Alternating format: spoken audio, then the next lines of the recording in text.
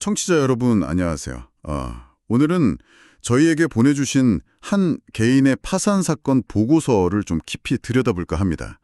이 보고서를 통해서요, 그 배경이랑 과정, 또 법적인 의미까지 한번 같이 짚어보려고 해요. 자료는 이제 특정 개인, 보고서에는 채무자라고 되어 있는데요. 이분의 파산 절차에 대한 법원 기록입니다. 그리고 당연히 관련 인물이나 사건 번호, 회사 이름 같은 모든 정보는 비실명 처리되어 있다는 점 먼저 말씀드릴게요. 네, 맞습니다. 익명성은 확실히 보장된 자료고요. 이걸 분석하는 목표는 단순히 사건 요약이 아니라 어떻게 파산까지 가게 됐는지, 그 복잡한 원인이랑 또 파산 관제인의 조사 결과나 의견 같은 걸 통해서요.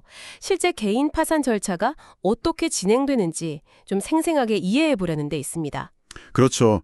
보고서 내용에만 충실해서 그 안에 담긴 이야기를 한번 풀어가 보겠습니다. 바로 시작해 볼까요? 네, 좋습니다. 우선 이 사건의 채무자분, 어떤 분인지부터 좀 알아보죠.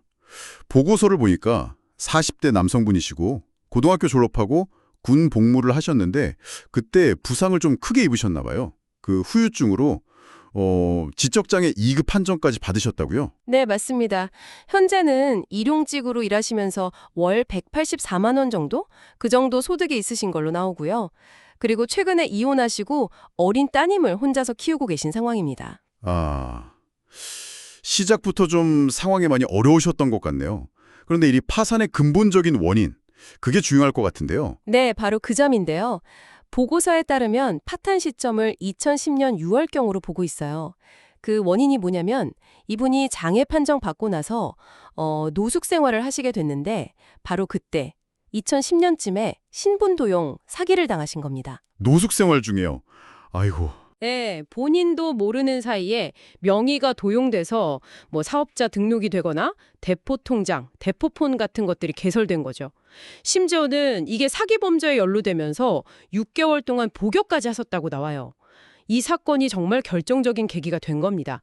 명의 도용, 이게 핵심 원인인 거죠. 군 복무 중 장애, 노숙 생활, 거기에 신분도용 피해, 심지어 억울한 옥살이까지. 와, 정말 상상하기 힘든 시간을 보내셨네요. 근데 보고서에 좀 특이한 점이 이분이 과거에도 파산 신청을 하셨더라고요. 2021년에 면책 허가까지 받으셨는데 이번에 왜 또 신청하신 걸까요? 그거 중요한 부분입니다. 저도 그게 좀 의아해서 자세히 봤는데요. 2021년 파산 때는 그 이전에 발생했던 채무, 그러니까 다른 빚들은 정리가 됐던 것 같아요. 근데 바로 이 신분도용 사기로 발생했던 채무가 그때 누락됐던 걸로 보입니다.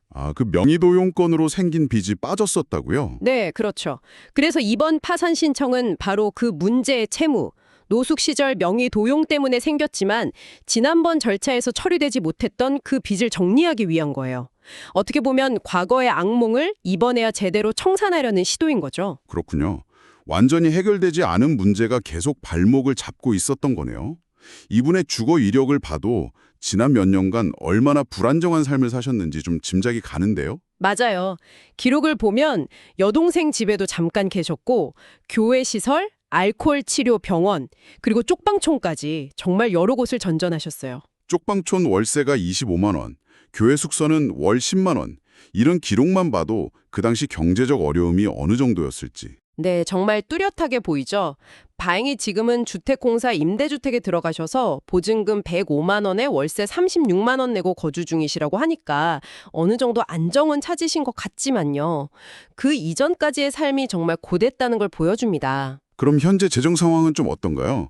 빚은 총 얼마고 가진 재산은 어느 정도인지 궁금한데요. 네, 파산 채권 총액, 그러니까 갚아야 할 빚 총액은 약 4,035만 원으로 나와 있습니다. 채권자는 주 YL 대부 외 1 이렇게 한 곳으로 기재되어 있는데요. 아마 특정 대부업체인 것 같습니다. 이것도 비실명 처리된 거고요. 이 채무가 발생한 시점을 보면 2009년 말, 그러니까 딱 그 신분도용 사기를 당했을 시점이에요. 원금은 한 1,442만 원 정도인데 그동안 이자가 붙어서 4천만 원 넘게 불어난 거죠. 와, 원금보다 이자가 훨씬 많네요.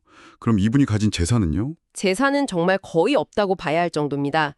은행 예금이 91만 원 정도 있고요. 지금 살고 계신 임대주택 보증금이 105만 원. 다 합쳐도 200만 원이 채 안 되는 거죠. 4천만 원 빚에 재산은 200만 원. 정말 막막한 상황인데 그럼 이 200만 원도 채권자한테 줘야 하는 건가요? 어떻게 처리됩니까? 여기서 이제 법원의 역할, 특히 파산 관제인의 역할이 중요해집니다. 법원이 선임한 전문가인데요. 이 파산 관제인이 채무자의 재산을 조사하고 어떻게 처리할지 의견을 내는데 이 보고서에서는 아주 명확하게 판단을 내렸습니다. 우선 은행 예금 91만 원은 이게 압류 금지 채권 범위, 그러니까 6개월간의 생계비인 111만 원, 당시 기준 이내에 해당한다고 봤고요. 아, 최소한의 생계비는 보장해 주는 거군요. 네, 그렇죠. 그리고 임대주택 보증금 105만 원도 주택임대차 보호법상 소액보증금으로 압류 금지 범위 안에 들어간다고 판단했어요. 그래서 결론적으로 이 두 가지 재산 모두 환가 포기 재산으로 분류했습니다.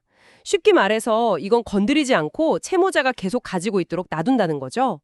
현금화해서 채권자한테 나눠줄 재산이 아니라는 겁니다.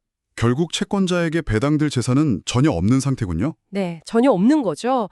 파산 관제인은 채무자의 소득이나 재산 상태를 봤을 때 이건 명백한 지급불능 상태라고 판단했고요. 동시에 재산을 일부러 숨기거나 낭비하거나 하는 그런 면책 불허가 사유도 전혀 발견되지 않았다고 봤습니다. 면책 불허가 사유라는 게 그러니까 빚 탕감을 해주면 안 되는 특별한 이유 같은 걸 말하는 거죠. 맞습니다. 예를 들어 도박으로 빚을 졌다거나 재산을 몰래 다른 데 패돌렸다거나 그런 게 있으면 면책을 안 해줄 수도 있는데 이분은 그런 게 전혀 없다는 거죠. 그런 배당할 재산도 없고 면책 불허가 사유도 없으면 절차는 어떻게 되나요? 네, 이럴 때 파산 관제인은 파산 절차를 더 이상 진행하는 게 의미가 없다고 봅니다. 비용만 들고 실익이 없으니까요. 그래서 이 절차를 그냥 종료시키자는 의견, 즉 파산 폐지 의견을 냈습니다.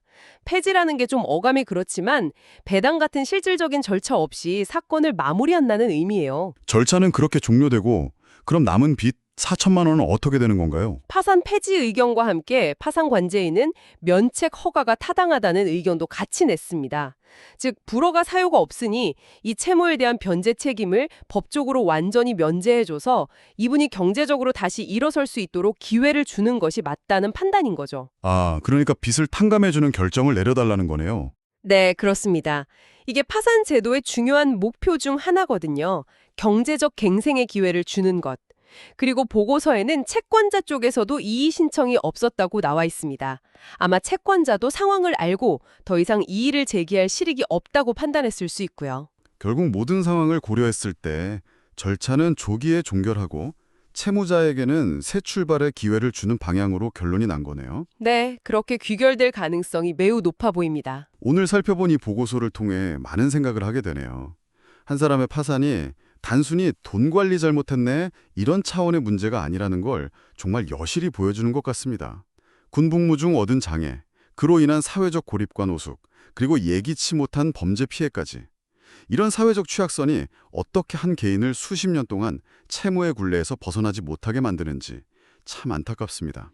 맞습니다. 개인의 책임만으로 돌리기에는 너무나 가혹한 상황들이 겹쳐 있죠. 어떻게 보면 사회 안전망의 부재나 허점이 드러난 사례라고도 볼 수 있고요. 동시에 이런 극한 상황에 처한 개인에게 파산 및 면책 제도가 정말 마지막 버팀목이자 법적인 구제 수단이 될 수 있다는 점도 시사하는 바가 큽니다. 그렇죠. 이 제도가 없었다면 이분은 아마 평생 저 빚의 무게에 짓눌려 살아야 했을지도 모르니까요. 네, 과거의 불행한 사건으로 인해 발생한 사실상 본인의 잘못이라고 보기 어려운 채무로부터 벗어나서 새로운 삶을 시작할 수 있는 기회를 우리 법 제도가 제공하고 있다는 걸 보여주는 거죠. 물론 그 과정이 쉽지는 않지만요. 청취자 여러분께서는 이 이야기를 들으시면서 어떤 생각을 하셨나요? 신분도용과 같은 범죄가 한 사람의 인생에 얼마나 오랫동안 또 깊숙이 영향을 미칠 수 있는지, 그리고 어려움에 처한 우리 이웃을 다시 일으켜 세우기 위한 사회적, 법적 장치의 역할은 무엇인지 한 번쯤 고민해 보시는 계기가 되었으면 좋겠습니다. 네, 단순히 남의 이야기가 아니라 우리 사회 시스템 전반에 대해 생각해 볼 지점을 던져주는 사례인 것 같습니다.